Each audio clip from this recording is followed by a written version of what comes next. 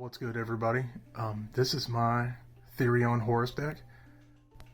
I don't like deck profiles where they do it like one card at a time or a playset at a time. So if you see a deck profile on my channel, it's going to be like this. It's already laid out, and I'm going to try to keep it as short as possible because I don't like the droning.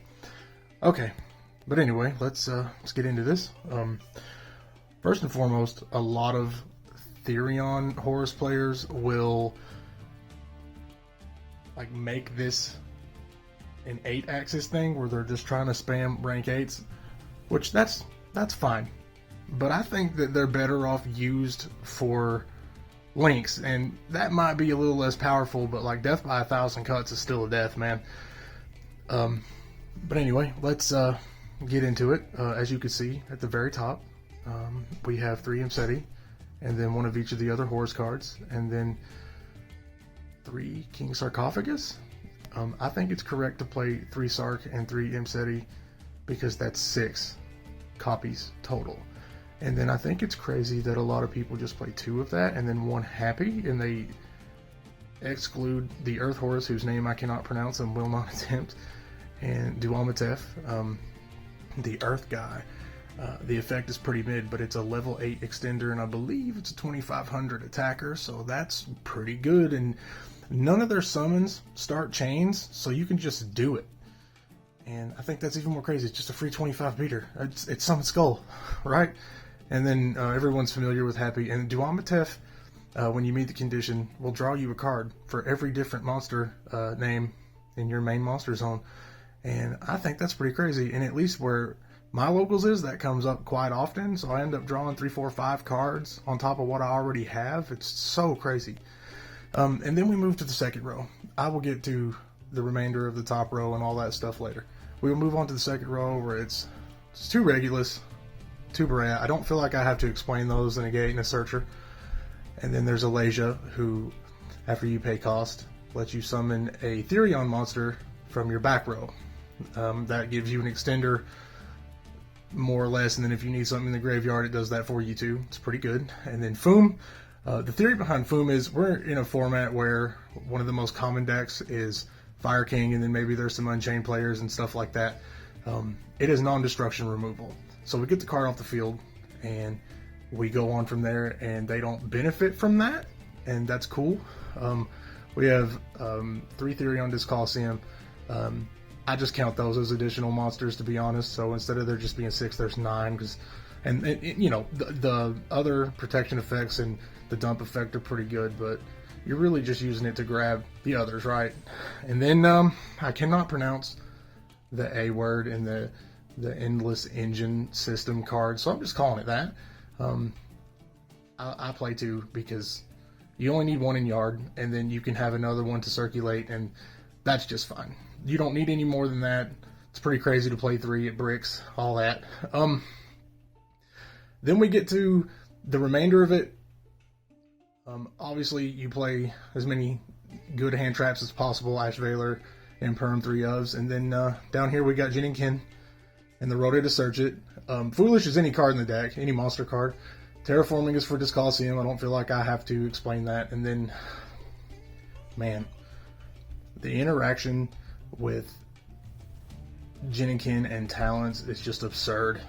I don't really feel like I have to explain that. And then Zephyros, not only is my favorite card in the entire game, it is such a great tech card.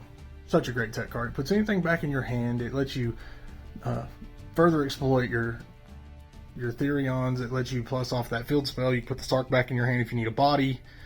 If you go Zombie Vampire and mill something like a hand trap, you can summon the hand trap, Asher Veiler, and then Zephyros can put it back in your hand. There's so much utility for it. If you need Imseti back, you have that. If you need a Sarcophagus, it's so crazy. I feel like it's a pretty good deck. Like every time I go to locals, I might drop a game 2.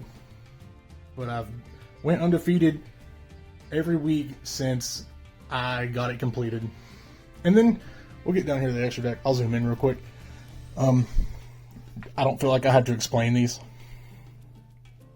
We're all familiar with Denjirsu and Sarkis searches a Therion, and then it's Zeus material. That's all it is. Spell negate, battle effect. So with zombie vampire, man, I was real afraid to run this for a moment. Recently, Tier Element still had access to the Earth Fairies, the Millers, and that deterred me from putting this in here, because you detach and then both players mill 4, and then you get to summon a monster from either graveyard like that, which is what I was talking about a moment ago when we were discussing Zephyros interactions. Probably the best tech card in this deck, but I digress. But now that they don't have the Earth Fairies, I'm a little bit more confident in it, especially after testing it is crazy. For example, I was playing against my buddy Thomas. Shout out to Thomas Norman, the Hooded Duelist, on YouTube.